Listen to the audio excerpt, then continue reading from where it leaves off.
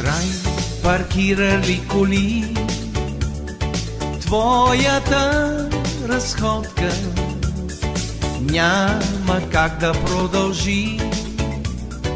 Трябва да си котка, тък му ги обиколи. Свършва тротоара и дали да продължиш, казва светофара. Ако отсреща ти викнат здравей, да хукваш напред е опасно. Трябва на